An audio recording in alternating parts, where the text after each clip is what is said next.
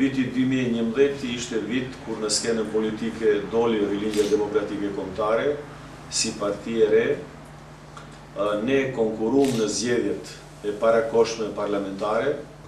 Rezultati që arritëm ishte i pjesërishtëm në raport me objektivat dhe me prognozat tona. Ky rezultat ishte pasojë një procesi zgjedhor që u karakterizu me një ambient jo të drejtë të konkurimit, me një marginalizim të qëllimt nga ana e mediave dhe me një strukturim jo adekuat dhe financa të pamjaftueshme të Rilindjes Demokratike Kombëtare. Ne edhe atëherë dhe sot shmojmë se mbajtja e zgjedhjeve të parakohshme nuk zgjidhi problemet bazike me të cilët ballafaqohet vendi, në veçanti në drejtim të integrimit të vendit, dhe nuk ofroi asgjë të re në kampin politik shqiptar. Edhe mbas këtyre zgjedhjeve vazhdoi të qeverisë vendin koalicioni vjetër parlamentar VMRO-BDI me program identik dhe me kombinatorik, do kisha thonë të njëjtë kadrovike, pa ndryshime cilësore në drejtim strategjik dhe në drejtim të tejkalimit të problemeve bazë të qytetarëve. Çmojmë se ishte gabim fatal që në këto zgjedhje u mundësu të voton diaspora pa një organizim të mirëfilltë dhe kjo kushtoi që 3 mandate të deputetëve t'i marrë partia fituese maqedonase, ndërsa pas këtyre zgjedhjeve partia fituese shqiptare nuk shfrytëzoi momentin kyç që të kushtëzon partnerin e vet të koalicionit, VMRO-n me faktin se kjo parti nuk ishte shumicën parlamentare dhe të avanson çështjen shqiptare në më tepër drejtime. Funksionimi deri më tashëm i qeverisë dhe i parlamentit nxori në sipërfaqe gabime trashanike të kësaj qeverie, në veçanti me miratimin e një buxheti shumë diskriminues edhe për vitin 2012, me miratimin e një ligji ironik të përdorimit të flamurit kombëtar, me resor qeveritar të cilët nuk punojnë në dobi të shqiptarëve, dhe ajo që është esenciale, funksionimi deri tashëm i qeverisë nxori në sipërfaqe një nënshtrim të plot të partnerit shqiptar në raport me partnerin maqedonas VMRO-DPMN. Sidoqoftë, karakteristike veçante funksionimit të kësaj qeverie është se funksionerët më të lartë shqiptar vazhdojnë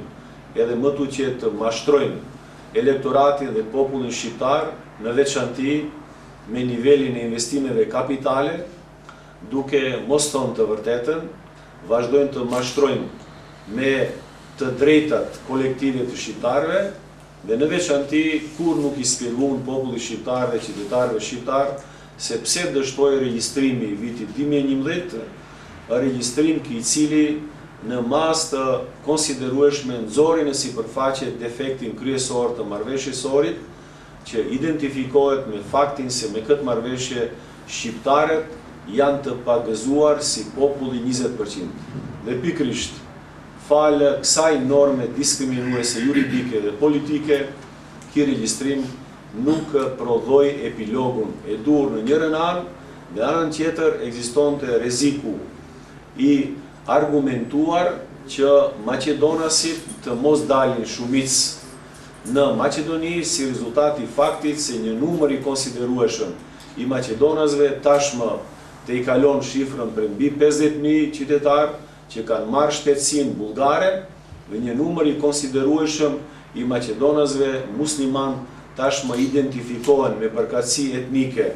me turqit, torbeshët, shqiptarët. Thjesht dështimi i regjistrimit ishte një marrëveshje e dështuar e 2 partnerëve të koalicionit BDI dhe VMRO. Për këtë vit është karakteristik të përmendet në veçanti fillimi i bashkëpunimit të bllokut opozitar shqiptar, gjithsesi bashkëpunimi Rilindja Demokratike Kombëtare dhe Partia Demokratike Shqiptare, bashkëpunim i cili do të prodhon efekte të fuqizimit të opozitës shqiptare dhe njëkohësisht do jep kontribut në fuqizimin e opozitës në nivel nacional në drejtim të tejkalimit të problemit bazë të vendit, problemin e integrimit në Unionin Evropian dhe në NATO. Rilinja Demokratike Kombëtare ka pas dhe vazhdon të ketë qëndrime konzistente se për të te kalu këtë problem madhor, vendit I duhet një qeveri gjithë përfshirëse e ngjajshme me vitin 2001, sepse është e bindur se as në kampin politik Macedonas pozitar ose opozitar nuk ka vullnet, kapacitet dhe vizion të te kalohet ki problem. Në veçanti ki problem bëhet edhe më ndërlikuar në vigjilje të krizës së thellë monetare dhe fiskale me cilën ballafaqohet Unioni Evropian dhe në veçanti me kolapsin, do të kisha thënë financiar dhe ekonomik me cilin ballafaqohet Republika e Greqisë. Parë nga ky këndvështrim, fuqizimi I opozitës në nivel nacional është një domosdoshmëri për të debllokuar këtë proces, nga I cili proces varet e tashmja e ardhmja dhe varet perspektiva ekonomike dhe përmirësimi I jetës sociale të qytetarëve. Për fund, iniciativa e manifestuar nga ana e BDI-s për themelimin e të ashtu quajturit Këshill për festimin e 100 vjetorit të flamurit kombëtar dhe të pavarësisë së Republikës së Shqipërisë, nga ana jonën kuptohet si një marketing politik I radhës I kësaj partie, sepse është pikërisht kjo partie e cila nuk ka të drejtë morale dhe politike të jetë bartëse e këtij aktiviteti, sepse është pikërisht kjo strukturë e cila cungoi pamjen, përmbajtjen dhe mënyrën e përdorimit të flamurit kombëtar dhe se kjo strukturë nuk ka të drejtë të merë të drejtën ekskluzive të organizimit të manifestimeve të kësaj natyre. Manifestimi I flamurit kombëtar është një manifestim gjithë nacional dhe ai duhet të jetë vetëm kuadër të protektoratit të kryeministrit dhe të presidentit të Republikës së Shqipërisë. Rilinja Demokratike Kombëtare do të jetë kontribut në shënimin dinjitos